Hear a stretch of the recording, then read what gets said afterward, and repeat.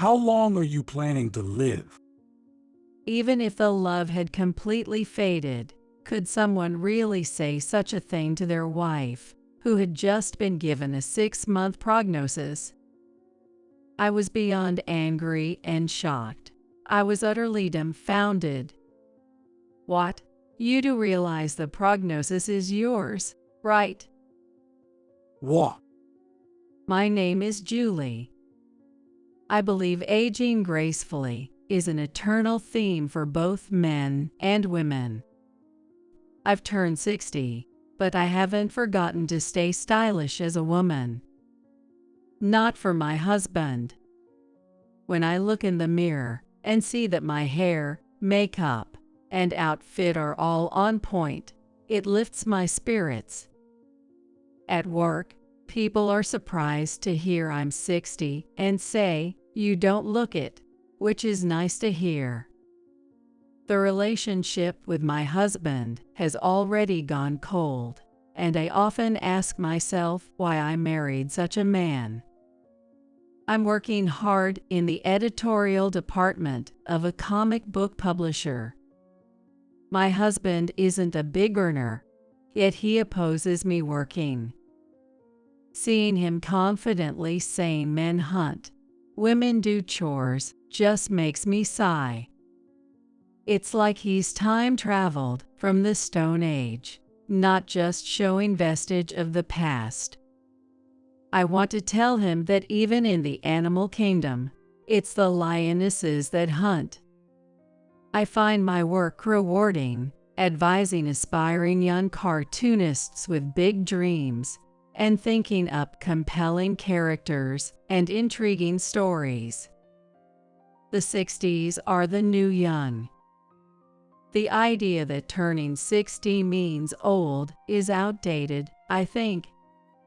But my husband is different. When will you stop working? You're already 60, which could have meant being abandoned somewhere in another environment. I was furious, but I backed down because my husband never yields in an argument. What error are you talking about? I won't forgive you if you neglect housework for work. He seriously believes housework is a wife's job. Doesn't my husband know the common sense of modern society? My husband is the worst kind, not just a believer in male superiority, but also weak for young beauties. I graduated from college and landed my current job. I dreamed of becoming a cartoonist until high school, but gave up due to lack of artistic skill. That's why I want to support those chasing their dreams. I get so engrossed in work that before I knew it, I was 40. I was approached by relatives with a marriage proposal, and I too had dreams of married life. Marriage is crucial in life. One shouldn't rush it. However, fearing I'd remain single forever, I panicked and agreed to meet my now husband, George, at 41. Back then, George hid his true nature, acting like a kind gentleman. Since we were both over 40, neither of us planned to quit working, so we have no children. My parents, in their 80s, unlike my husband, are attuned to the times and never pressure me for grandchildren. Many women want children but can't have them. My parents understand that pressuring for grandchildren or asking about kids can be burdensome. Lately, my husband has been frequently using his smartphone and whispering on calls. I suspected infidelity, but felt no anger, perhaps a sign my love has completely cooled off. Once, my mother-in-law, Nancy, who lives nearby, visited us. Her husband, Ron, passed away 3 years ago, and now she lives alone. Nancy is 85 but always carries herself with authority, and even my husband can't stand up to her. It's not out of respect, though. It's probably for her money. That old lady is so cheap. She must have around $200,000 saved up. I'm an only child, so I'll inherit everything. I wish she'd hurry up and kick the bucket. I couldn't believe my ears at such an appalling statement. There are things you should and shouldn't say. I need to be nice to her, even if it's just pretend. Or she might do something crazy like leave all her money to a charity in her will.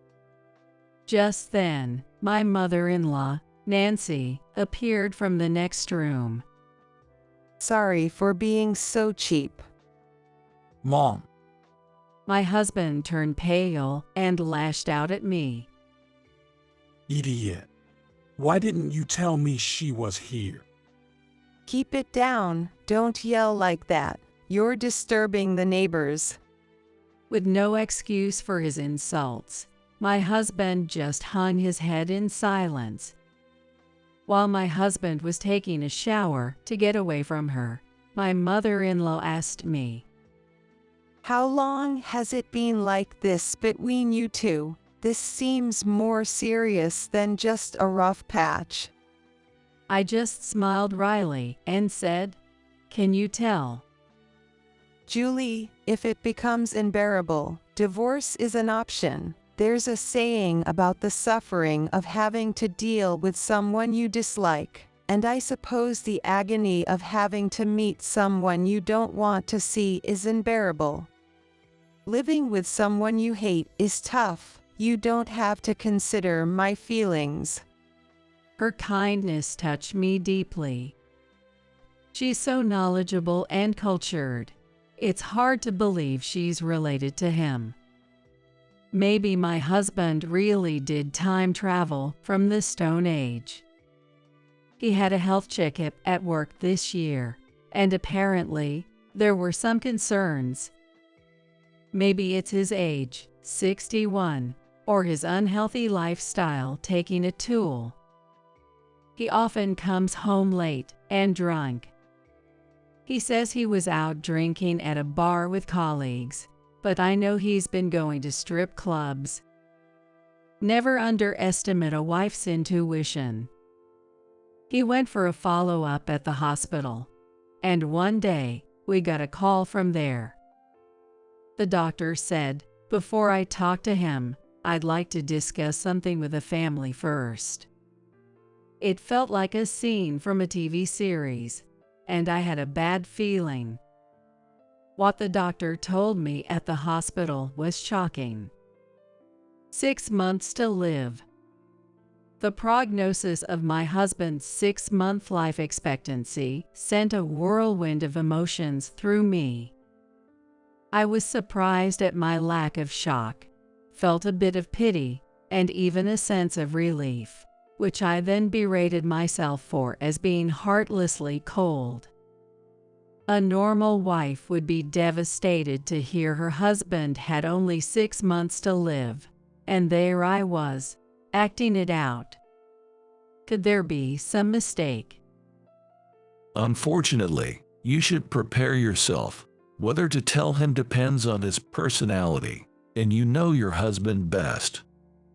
What about his personality? If he's the type to despair and act recklessly, breaking the news suddenly is dangerous. But if he's optimistic and strong-willed, it might be better to tell him. It was clear that hearing he had only 6 months to live would drive him to despair. Yet continuing to visit strip clubs and drink, oblivious to his condition, is not good either. I came home feeling gloomy, but concluded that I should tell him. That night, when my husband came home, I said, "There's something important I need to talk to you about." What is it now? You know I'm busy. I'm busy too. You're just making yourself busy. If you hate being busy, just quit your job. Really, it's shameful for a man to have his wife work.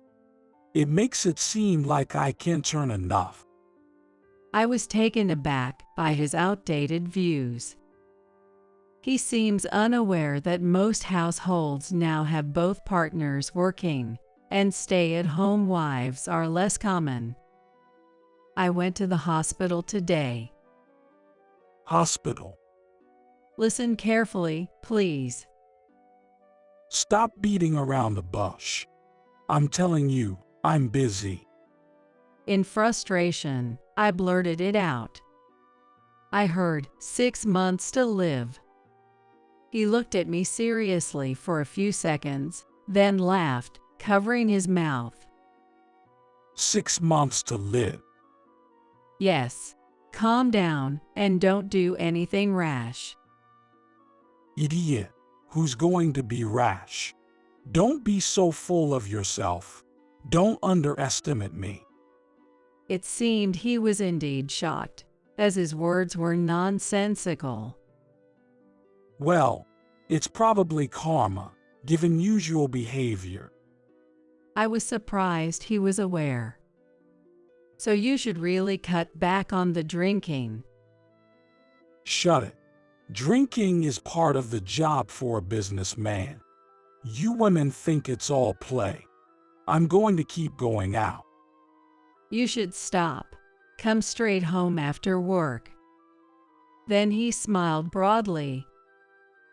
Wait.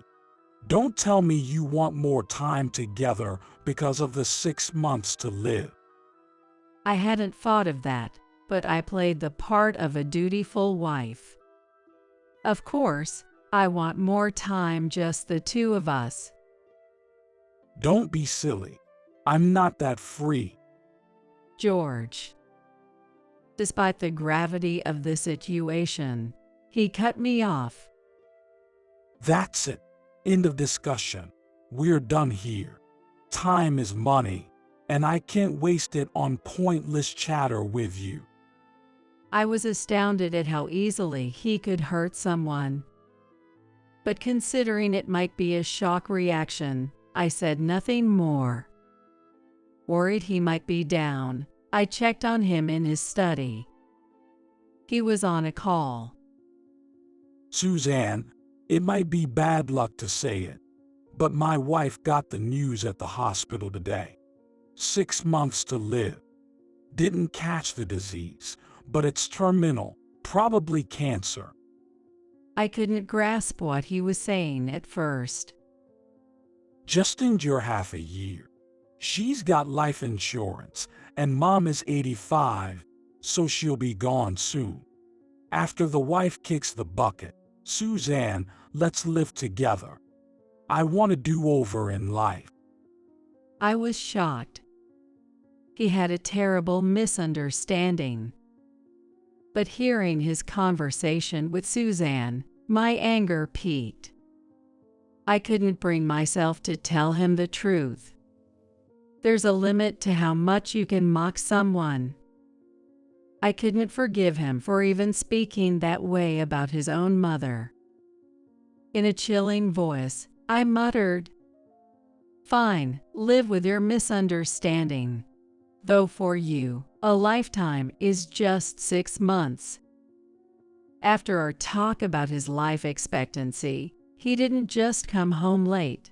There were many nights he didn't return at all. Claiming to be on business trips, he even went on vacations. I was appalled. My husband started dressing flashily, buying expensive watches, and splurging daily. He's also been buying lots of gifts. He doesn't have money to spare. Is he counting on the life insurance after I die? That's just low. 3 months have passed since the life expectancy announcement. Seeing my husband looking pale, I asked him, "Are you feeling okay?" I've been feeling sluggish and tired lately. Just climbing the stairs at the office leaves me breathless. Maybe it's my age. You should cut back on the alcohol. Shut up. I've said drinking is part of my job in sales. If all you can do is depress me, then just drop dead. I was furious, but I deliberately didn't retort. Nagging women are the worst. You and that old hack should just drop dead. Behind my husband, spewing insults, stood his mother. Old hag, are you talking about me? Whoa, you scared me. He glared at me with a fearful look, but his mother asked again. Old hag, are you talking about me? No, wait, Mom. I've never called you that. There's this annoying boss at work named Olga. Olga, huh? Unable to meet the suspicious gaze of his mother, my husband looked down. My husband, who seemed to want to complain about me not telling him his mother was there, just walked away. 4 months post-diagnosis. He's been coughing more, taking more days off work, and despite previously having high blood pressure, now it's low. He gets dizzy and almost fell down the stairs. Yet, he still goes on business trips, planning to spend his last days not with his wife, but with his mistress. But knowing he's romping around with a mistress while thinking his wife only has a few months to live makes sympathy hard to muster. He complains of cold hands and feet even on warm days, and says he's in pain all over. If you're feeling unwell, you should cancel your business trips. Don't meddle in my work. Those trips are the only thing I look forward to. I mean, they're important, and I'm the only one who can do them. Should I call your office and ask your boss to excuse you from the trips? As expected, he exploded in anger. Just try. I will never forgive you. I had to suppress a laugh. I felt pity for my self-inflicted husband, but was conflicted about telling my mother-in-law, Nancy, the truth. She's been kind to me since we were newlyweds. Then an unexpected visitor arrived. A young woman I'd never seen before. Pardon me, but who's visiting? My name is Suzanne. Nice to meet you. Suzanne. Could she be my husband's mistress? The audacity to come to her home had me on high alert. I'll get straight to the point. Please release George, your husband. Release him? While conversing, I was honestly astonished. Even from a woman's perspective, Suzanne was stunningly beautiful, charming, with great style and fashion sense. I couldn't fathom why such an attractive woman would be involved with my husband. He's not wealthy, so it can't be for his money. Surely, it can't be true love either. So, is this a scam? George is suffering. I think it's due to stress, so could you please divorce him? I couldn't help but smirk at her audacity before replying. What you're doing could be against the law. Isn't it absurd to discuss such matters so openly with the lawful wife? Yet, she was undaunted. People sometimes meet their soulmates after marriage. It's foolish to be bound by the formality of marriage in such cases. Life is too short after all. I realized. Continuing this conversation might make me lose my composure, so I ended it with a smile. He's already been released from heaven. Whether he's going to heaven or hell, I'm not the judge to say. She looked momentarily stunned, then laughed brightly. Judge of the afterlife, you're funny. I'm not funny at all. By the way, how old are you? I'm 29. 29, still in her 20s. It made my head spin. The age gap was more than 30 years. I couldn't hide my surprise. If you don't mind me asking, what do you do? He visited the place where I work. He's incredibly kind, a really good person. Are you with my husband out of genuine affection? Of course, George is tough and skilled. Stop. I glared at her with a smile. If you keep talking, I'll really strangle you. Haha. This is no laughing matter. Susan stared at me silently for a few seconds before speaking. Meeting you for the first time today, you're nothing like I imagined. Honestly, I'm surprised. Did my husband talk bad about me, calling me a witch or something? Susan laughed. He never spoke ill of you.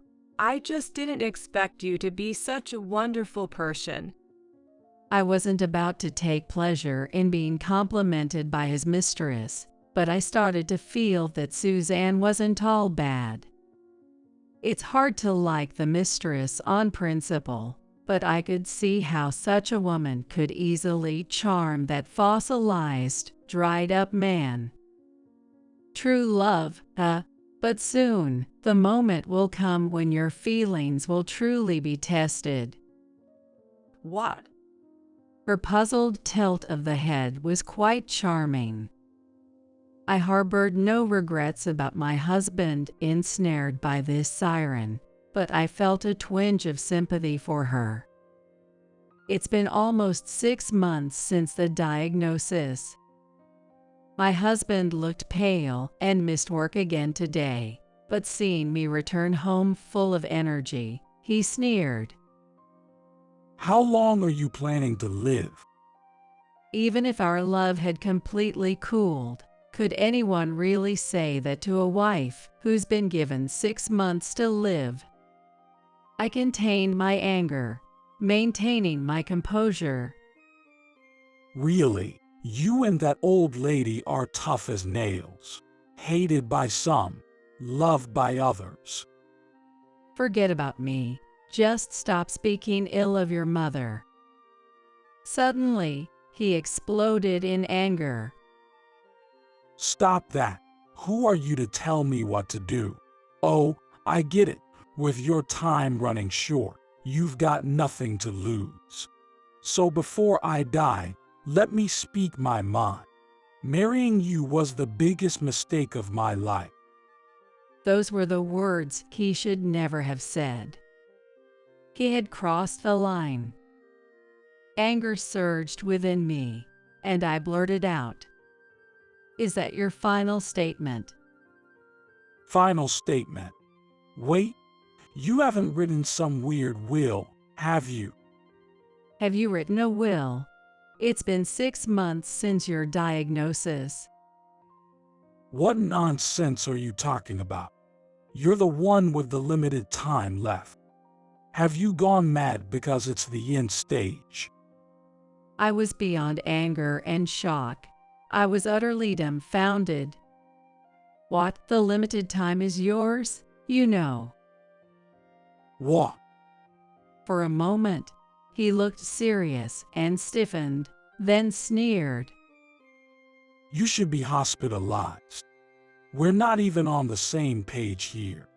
Go to the hospital today. With that, he stormed into his study. The next morning, he collapsed in the house. I immediately called an ambulance and informed his mother before heading to the hospital. After the examination, my husband, having learned the truth, was furious and yelled at me in front of the doctors and nurses. Why didn't you tell me something this important? I did 6 months ago. Don't lie, because the one with limited time is you. Recalling the conversation from half a year ago, my husband was bewildered. Back then, I never specified who received the prognosis. So, you took advantage of my misunderstanding, you devil. This is a hospital. Please be quiet. Outsiders, back off. Are you all in this together? He pointed at the doctor and nurses, becoming entangled. It was a chaotic scene, and my husband was almost hysterical. That's enough. If I get hospitalized here, I'll be assassinated. That's an exaggeration. Shut up. I can't trust any of you. He broke free from the nurse's restraint and fled the room. I had no intention of stopping him. I apologized on behalf of my husband for his rude outbursts to the doctor and nurses, then went home.